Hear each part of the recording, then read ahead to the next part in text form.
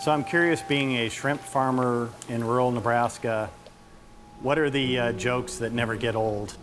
Oh yeah, we hear a little bit of everything, but a lot of people will say, well, I bet this is better than hogs. Rock Creek aquaculture is no joke, though. A long ways from the Pacific Ocean, Scott Pretzer raises Pacific white shrimp in an old hog building. We started Rock Creek Aquaculture a little over 3 years ago to help diversify the operation and repurpose the building that we're in. I practice part-time still as a veterinarian. Veterinarian school doesn't really cover shrimp a lot. Not at all, not at all. So this is completely different.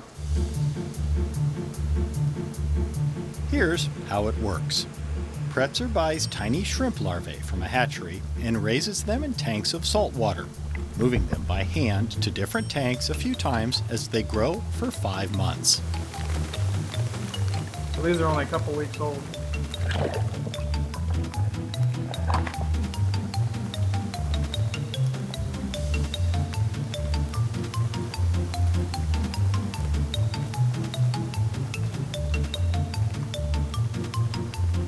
So these guys are our harvest-ready shrimp.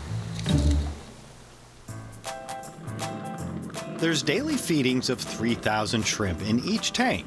I get to help. So they're gonna jump, right? Well, they're going to come to the surface. Yeah, they're full. And daily testing of the water. These shrimp are not easy to raise. The water can be tricky to manage. Tell me what you're doing. So with this meter here, or we call it the wand, I'm measuring the dissolved oxygen, salinity, and temperature in Celsius of the tanks. I dip it in and get a good sample of the water, and basically you can see here, it measures how much feed is left over from the previous day, or based on if it's really fluffy, it's a bacteria. And so this meter here is just a pH, simple pH meter. We have less going down the drain than a household, and we have a lot of water in here. And so we recycle all of our water, and we can raise shrimp antibiotic-free. It's a labor-intense family operation, with Reed and his sister helping out. My part is the marketing, so I'm usually in Lincoln talking to chefs and stuff like that, talking to restaurants. COVID had killed that part of the business when we visited. For now, everything is sold from here, and it's going well. They try to get 100 pounds of fresh, never frozen shrimp out the door weekly. And you end up selling everything you have? Yes. All the time? Yes. A few years ago, Scott Pretzer was reading a farm magazine. Among the usual articles about row crops was the story of an Indiana farmer raising shrimp. It was a light bulb moment. They traveled east, checked it out, and became the first producer like this in Nebraska.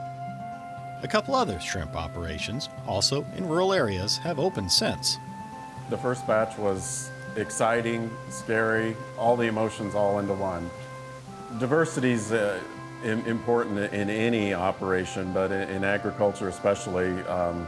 We've got commodity markets bouncing around. We have the land, we had the space, we had the building, and so it allowed us to think about diversifying, and diversifying in a little different way. We try shrimp all the time, different recipes. Boiled with a garlic scampi dipping sauce is one of their favorites. So it's just 30 seconds in boiling water, no extra seasoning, enjoying the natural flavor of Nebraska shrimp. We're creating a different product for an area that wasn't receiving a product. It's fresher, also more wholesome in a sustainable operation, and so the innovation is making all that work. Fresh shrimp from Diller, Nebraska? That's right.